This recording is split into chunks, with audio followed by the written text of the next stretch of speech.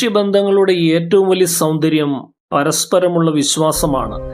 രണ്ട് വ്യക്തികൾ തമ്മിൽ ഒന്നായി ജീവിക്കുമ്പോൾ അവർ പരസ്പരം നൽകുന്നത് ജീവന്റെ ഒരു ഭാഗം തന്നെയാണ്. എന്നാൽ അതേ ബന്ധത്തിലേക്ക് വഞ്ചന എന്ന കരിനിഴൽ വീഴുമ്പോൾ സംഭവിക്കുന്നത് ഒരു വ്യക്തിത്വത്തിന്റെ സമ്പൂർണ്ണ തകർച്ചയാണ്. ഒരു ചതിക്കപ്പെടലിന് ശേഷം ഇരയാക്കപ്പെട്ട വ്യക്തിയെ ഏറ്റവും കൂടുതൽ തളർത്തുന്നത് എന്താണെന്ന് നാം ചിന്തിച്ചിട്ടുണ്ടോ? പങ്കാളി മറ്റൊരാളിലേക്ക് പോയി എന്ന തിരിച്ചറിവിനേക്കാൾ തന്നെ ചതിച്ച വ്യക്തിക്ക് തന്നോട് തോന്നുന്ന അകാരണമായ വെറുപ്പും ക്രൂരതയും കടുത്ത ദേഷ്യവുമാണ്. നമ്മുടെ പൊതുസമൂഹം പണ്ടുമുതലേ വിശ്വസിച്ചു പോരുന്ന ഒരു ധാരണയുണ്ട്: തെറ്റ് ചെയ്യുന്നവന്റെ മനസ്സിൽ എപ്പോഴും വലിയൊരു കുറ്റബോധമുണ്ടാകുമെന്ന്. അവർ മാപ്പ് ചോദിക്കുമെന്നും കരയുമെന്നും തങ്ങൾ ചെയ്ത പാപത്തിന് പ്രായശ്ചിത്തം ചെയ്യുമെന്നും നമ്മൾ പ്രതീക്ഷിക്കുന്നു. എന്നാൽ മനഃശാസ്ത്ര ലോകത്ത് ഏറ്റവും ഇരുണ്ടതും വിചിത്രവുമായ യാഥാർത്ഥ്യം ഇതിന് നേരെ വിപരീതമാണ്. പലപ്പോഴും തെറ്റ് ചെയ്ത വ്യക്തി തന്നെയാണ് ലോകത്തിനു മുന്നിൽ ഏറ്റവും വലിയ ഇരയായി അഭിനയിക്കുന്നത്. യഥാർത്ഥത്തിൽ ക്രൂശിക്കപ്പെട്ട വഞ്ചിക്കപ്പെട്ട പങ്കാളിയെ അവർ സമൂഹത്തിനു മുന്നിൽ ക്രൂരനായ ഒരു വില്ലനായി ചിത്രീകരിക്കും. ഇത് ഏതെങ്കിലും ഒരു വ്യക്തിയുടെ മാത്രം സ്വഭാവമല്ല, മറിച്ച് മനുഷ്യന്റെ ഉപബോധ മനസ്സ് സ്വന്തം നിലനിൽപ്പിനായി കളിക്കുന്ന കടുത്ത ഒരു പ്രതിരോധ തന്ത്രമാണ്.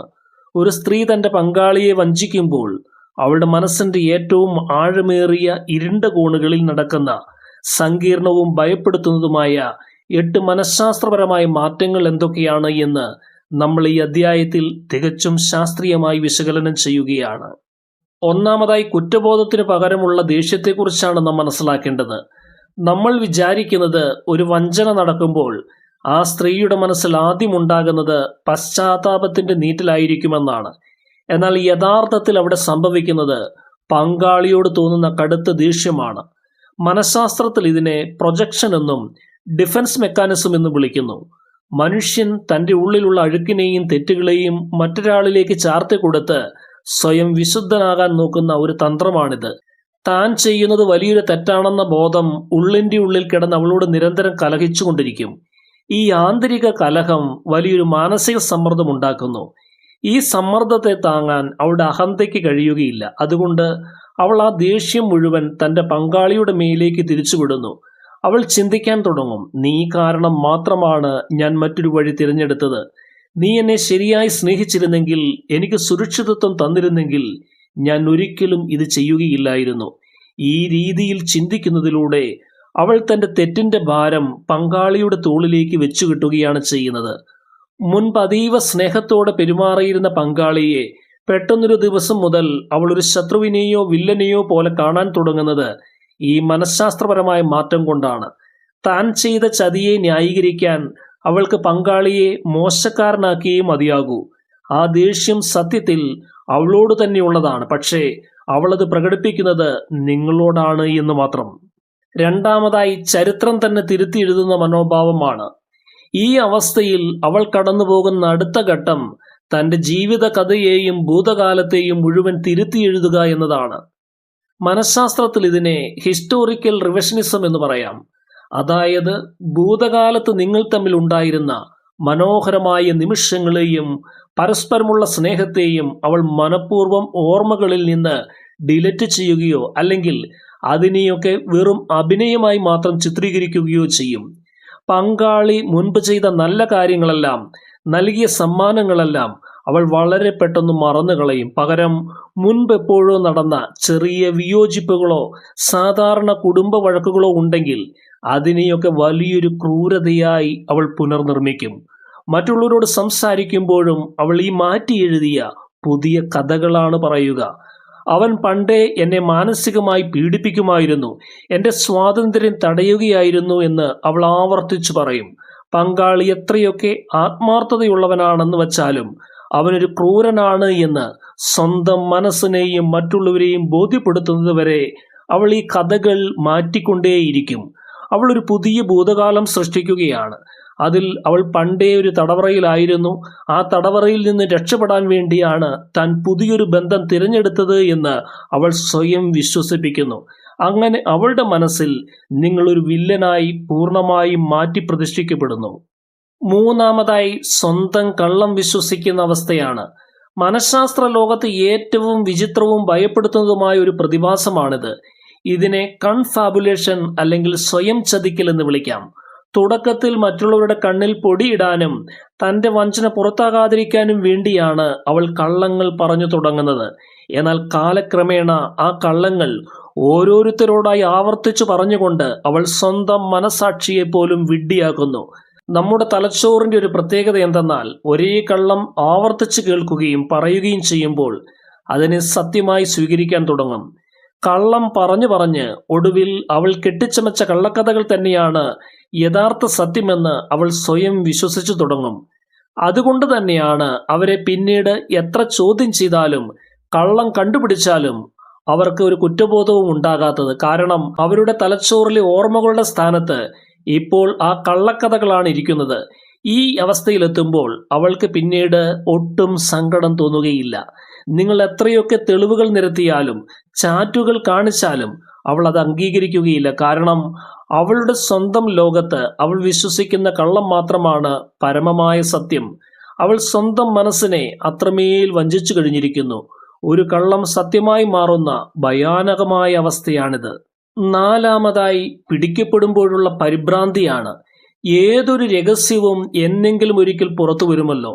ചതിയുടെ വിഴുപ്പുപാണ്ഡം പങ്കാളിയുടെ മുന്നിലോ കുടുംബത്തിന്റെ മുന്നിലോ അപ്രതീക്ഷിതമായി തുറക്കപ്പെടുമ്പോൾ അവൾ പെട്ടെന്ന് പരിഭ്രമിച്ചേക്കാം, നെഞ്ചിടിപ്പ് കൂടിയേക്കാം, അല്ലെങ്കിൽ പൊട്ടിക്കരഞ്ഞേക്കാം. ഈ കരച്ചിലും വിറയലും കണ്ട് അവൾക്ക് നിങ്ങളെ ഓർത്ത് വിഷമമുണ്ടെന്നോ ബന്ധം തകർന്നതിൽ സങ്കടമുണ്ടെന്നോ കരുതി ആരും തെറ്റിദ്ധരിക്കരുത്. ആ കണ്ണീർ നിങ്ങളെ വേദനിപ്പിച്ചു തോർത്തോ അല്ലെങ്കിൽ ചെയ്ത തെറ്റിനെ ഓർത്തോ ഉള്ളതല്ല, മറിച്ച് സമൂഹത്തിനു മുന്നിൽ തന്റെ മാന്യമായ മുഖം നഷ്ടപ്പെടുമല്ലോ, തന്റെ യഥാർത്ഥ സ്വഭാവം പിടിക്കപ്പെട്ടല്ലോ, ഇനി താൻ കെട്ടി ഉയർത്തിയ കള്ളങ്ങളുടെ കോട്ട തകരുമല്ലോ എന്ന ഭയത്തിൽ നിന്നും ഉണ്ടാകുന്ന സ്വാർത്ഥമായ ഒരു പ്രതികരണം മാത്രമാണത്. അത് പശ്ചാത്താപത്തിന്റെ കണ്ണീരല്ല, മറിച്ച് തന്റെ സുരക്ഷിതത്വം അപകടത്തിലായതിലുള്ള ഭയത്തിന്റെ കണ്ണീരാണ്. മനഃശാസ്ത്രത്തിൽ ഇതിനെ നാർസിസ്റ്റിക് ഇഞ്ചുറി എന്ന് പറയും. തന്റെ ഇമേജിന് കോട്ടം തട്ടുമ്പോൾ ഉണ്ടാകുന്ന പരിഭ്രാന്തി മാത്രമാണത്. ഞാൻ മറ്റുള്ളവരുടെ മുന്നിൽ മോശക്കാരിയാകാൻ പാടില്ല എന്ന സ്വാർത്ഥ ചിന്തയിൽ നിന്നാണ് ആ കണ്ണീർ ജനിക്കുന്നത്. അഞ്ചാമതായി, ബൗദ്ധിക വൈരുദ്ധ്യവും ന്യായീകരണവുമാണ്.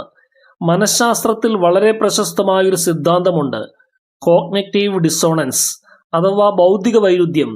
ഒരു വ്യക്തിയുടെ പ്രവൃത്തിയും അവരുടെ ധാർമ്മിക ബോധവും തമ്മിൽ ഒത്തുപോകാതെ വരുമ്പോൾ അവരുടെ മനസ്സിന് കടുത്ത ആന്തരിക സമ്മർദ്ദമുണ്ടാകും. അതായത്, ഞാനൊരു നല്ല സ്ത്രീയാണ് എന്ന ചിന്തയും ഞാൻ എൻ്റെ പങ്കാളിയെ ചതിക്കുകയാണ് എന്ന പ്രവൃത്തിയും ഒരേ സമയം മനസ്സിൽ വരുമ്പോൾ തലച്ചോറിനത് താങ്ങാൻ കഴിയുകയില്ല. ഈ സമ്മർദ്ദം കുറയ്ക്കാൻ അവളുടെ ബ്രെയിൻ അതിവേഗം പുതിയ ന്യായീകരണങ്ങൾ തപ്പും. അവൾ ചിന്തിക്കും, ഞാൻ ആ ബന്ധത്തിൽ ഒട്ടും സന്തോഷവതിയായിരുന്നില്ല, അവൻ എന്നെ വെറുമൊരു കറിവേപ്പില പോലെയാണ് കണ്ടിരുന്നത്, ഞങ്ങൾ തമ്മിലുള്ള മാനസിക ബന്ധം പണ്ടേ അവസാനിച്ചതായിരുന്നു എന്നിങ്ങനെ അവൾ സ്വയം ന്യായീകരിച്ച് അവൾ തൻ്റെ മനസ്സിനെ ശാന്തമാക്കുന്നു. ഈ പുതിയ ന്യായീകരണങ്ങൾ മനസ്സിൽ ഉറയ്ക്കുന്നതോടെ വഞ്ചന എന്നത് അവളുടെ നോട്ടത്തിൽ ഒരു തെറ്റല്ലാതായി മാറുന്നു.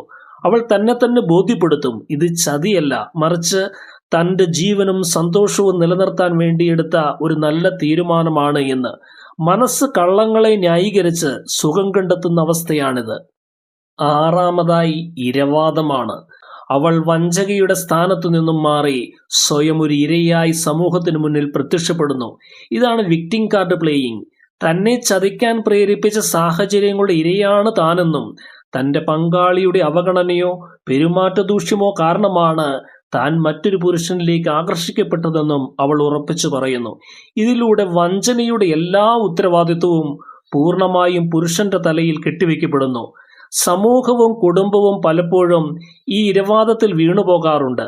താൻ ചെയ്ത മഹാപാപത്തെ ഒരു സ്വാഭാവിക പ്രതികരണമായി മാറ്റാൻ അവൾക്ക് ഇതിലൂടെ സാധിക്കുന്നു. താൻ അനുഭവിച്ച വേദനകൾക്കുള്ള പ്രതിവിധിയായിരുന്നു ഈ വഞ്ചന എന്ന രീതിയിലാണ് അവൾ കാര്യങ്ങളെ അവതരിപ്പിക്കുക. ഉത്തരവാദിത്തങ്ങളിൽ നിന്ന് ഒളിച്ചോടാനും സമൂഹത്തിന്റെ സിമ്പതി പിടിച്ചുപറ്റാനുമുള്ള ഏറ്റവും എളുപ്പമുള്ള വഴിയാണിത്. തെറ്റ് ചെയ്തവൾ വലിയൊരു തരംഗമായി മാറി യഥാർത്ഥ ഇരയെ വേട്ടയാടുന്ന അവസ്ഥ. ഏഴാമതായി, വഞ്ചിക്കപ്പെട്ട പങ്കാളിയെ വെറുക്കാനുള്ള കാരണം കണ്ടെത്തുന്നു. വഞ്ചിക്കുന്ന ഒരു വ്യക്തിക്ക് രാത്രിയിൽ യാതൊരു മനസാക്ഷിക്കുത്തുമില്ലാതെ സമാധാനമായി ഉറങ്ങണമെങ്കിൽ അവർക്ക് പങ്കാളിയെ പൂർണ്ണ ഹൃദയത്തോടെ വെറുത്താലേ പറ്റൂ. കാരണം നിങ്ങൾ ഒരു നല്ല പങ്കാളിയായിരുന്നുവെന്നും നിങ്ങൾ അവരെ നന്നായിട്ടാണ് നോക്കിയതെന്നും ഒരു നിമിഷമെങ്കിലും അവൾ സമ്മതിച്ചാൽ അവൾക്ക് സ്വന്തം തെറ്റുകളെയും ക്രൂരതയെയും മുഖാമുഖം നോക്കേണ്ടി വരും. കണ്ണാടിയിൽ നോക്കുമ്പോൾ ഒരു വഞ്ചകയുടെ മുഖം കാണാൻ അവളുടെ അഹന്തയ്ക്ക് കഴിയുകയില്ല. അതുകൊണ്ട് സ്വന്തം മനസ്സിനെ സംരക്ഷിക്കാൻ വേണ്ടി അവൾ നിങ്ങളുടെ വ്യക്തിത്വത്തെയും സ്നേഹത്തെയും പൂർണ്ണമായി നിഷേധിക്കുകയും നിങ്ങളോട് കടുത്ത വെറുപ്പ് പുലർത്തുകയും ചെയ്യും. നിങ്ങൾ എത്ര നല്ലവനായിരിക്കാൻ ശ്രമിച്ചാലും അവൾ നിങ്ങളെ കൂടുതൽ വെറുക്കും. കാരണം നിങ്ങളുടെ നന്മ അവളുടെ തെറ്റുകളെ കൂടുതൽ വലുതാക്കി കാണിക്കുന്നു. അതുകൊണ്ട് സ്വന്തം സമാധാനത്തിന് വേണ്ടി നിങ്ങളെ ഒരു ദുഷ്ടനായി കാണാൻ അവൾക്ക് വലിയൊരു ആഗ്രഹമുണ്ടാകും.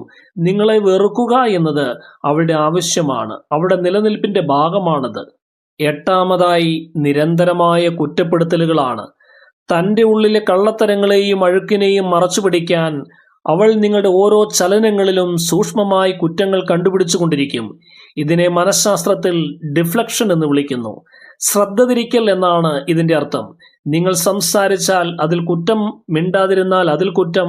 നിങ്ങളുടെ ജോലി, നിങ്ങളുടെ സാമ്പത്തികാവസ്ഥ, എന്തിനേറെ പറയുന്നു നിങ്ങളുടെ നോട്ടത്തിൽ പോലും അവൾ തെറ്റുകൾ തപ്പിയെടുക്കും. നീ കാരണം എനിക്കെല്ലാം മടുത്തു എന്ന് അവൾ എപ്പോഴും പറയും. നിങ്ങളെ എപ്പോഴും ഒരു കുറ്റവാളിയുടെ സ്ഥാനത്ത് നിർത്തി ചിന്തിപ്പിക്കുന്നത് വഴി അവൾക്ക് സ്വന്തം തെറ്റുകളിൽ നിന്ന് താൽക്കാലികമായി ഒളിച്ചോടാൻ സാധിക്കും. നിങ്ങൾ സ്വയം കുറ്റക്കാരനാണെന്ന് വിശ്വസിച്ചു തുടങ്ങുമ്പോൾ അവളുടെ വഞ്ചന അവിടെ ചോദ്യം ചെയ്യപ്പെടാതെ പോകുന്നു. ഈ നിരന്തരമായ ദേഷ്യവും കുറ്റപ്പെടുത്തലുകളും നീതിക്ക് വേണ്ടിയുള്ളതല്ല, മറിച്ച് സ്വന്തം ഭാഗം ശരിയാണെന്ന് വരുത്തി തീർക്കാനും തൻ്റെ അധർമ്മങ്ങൾക്ക് ന്യായീകരണത്തിന്റെ പുകമറ സൃഷ്ടിക്കാനുമുള്ള സ്വാർത്ഥത മാത്രമാണിത്. നിങ്ങളുടെ ആത്മവിശ്വാസം തകർക്കുകയാണ് അവളുടെ ലക്ഷ്യം. ചുരുക്കത്തിൽ പറഞ്ഞാൽ സുഹൃത്തുക്കളെ, ഇതൊരു തരം കടുത്ത മാനസിക സ്വാർത്ഥതയാണ്. സ്വന്തം തെറ്റുകളുടെ ഉത്തരവാദിത്വം ഏറ്റെടുക്കാൻ ധൈര്യമില്ലാത്തതുകൊണ്ട് സത്യങ്ങളെ വളച്ചൊടിക്കുന്ന ഒരുതരം ബലഹീനത. ഇതൊരിക്കലും സ്നേഹമല്ല, മറിച്ച് സ്വന്തം കപടമായ മാന്യത നിലനിർത്താൻ വേണ്ടി അവർ നടത്തുന്ന അവസാനത്തെ ശ്രമം മാത്രമാണിത്. അതുകൊണ്ട് ഇവിടെയാണ് നിങ്ങൾ ഏറ്റവും പ്രധാനപ്പെട്ട ഒരു തീരുമാനമെടുക്കേണ്ടത്. ഇങ്ങനെയുള്ളവരുടെ കള്ളങ്ങളോട് മല്ലിടാൻ നിങ്ങളുടെ വിലപ്പെട്ട സമയം കളയരുത്. അവർ കെട്ടിച്ചമയ്ക്കുന്ന കഥകൾക്ക് മറുപടി നൽകാൻ നിങ്ങളുടെ ഊർജം നഷ്ടപ്പെടുത്തരുത്.